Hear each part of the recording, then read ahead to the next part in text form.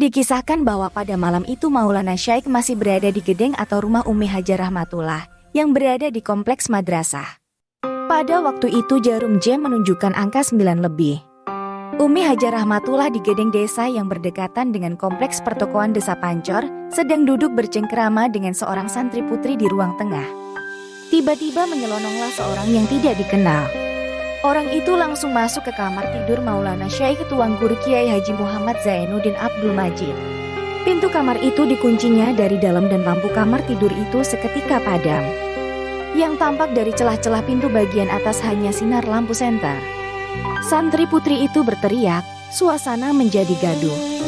Beberapa orang santri yang tinggal di sekitar gedeng itu menjadi panik dan ada yang langsung masuk bergabung ke ruang tengah. Sesudah beberapa menit pintu kamar tidur itu terbuka dan orang yang tidak dikenal itu begitu cepatnya menyelinap masuk ke kamar sebelah timur yang mepet dengan teras. Pada waktu pintu ditutup dari dalam sempat terjadi dorong-mendorong antara orang yang tidak dikenal itu dengan santri yang hadir. Namun begitu cepatnya pintu itu dikunci dari dalam. Suasana pun bertambah panik. Seorang santri naik ke langit-langit rumah mengintip apa gerangan yang terjadi di kamar itu. Yang terlihat hanya sinar saja, tak ada orang.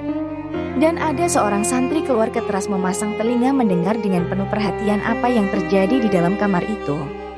Yang dia dengar hanyalah bunyi petikan butiran-butiran tasbih dan setelah petikan berjumlah kira-kira 99 kali terdengarlah bunyi tasbih dihentakkan.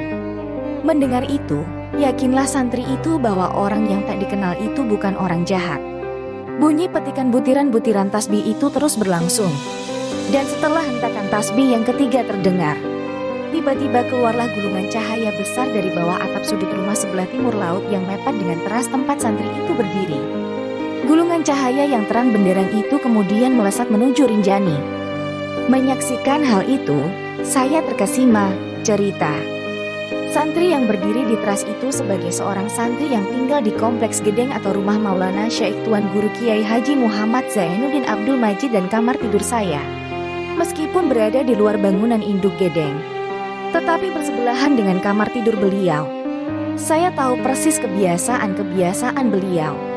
Bila situasi sedang genting, beliau berwirid tanpa suara dengan memetik butiran-butiran tasbih, dan sesudah cukup bilangan 99, tasbih itu beliau hentakan kadang-kadang beliau ulang sampai 7 kali.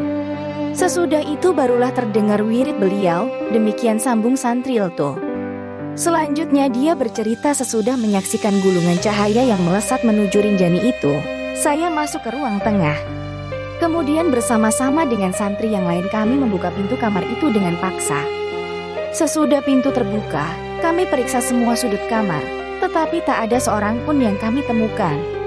Maka yakinlah saya bahwa orang yang tidak dikenal itu adalah Maulana Syaikh sendiri. Santri yang bercerita itu adalah Mujahidin S. AG dari Jenggik Lombok Timur.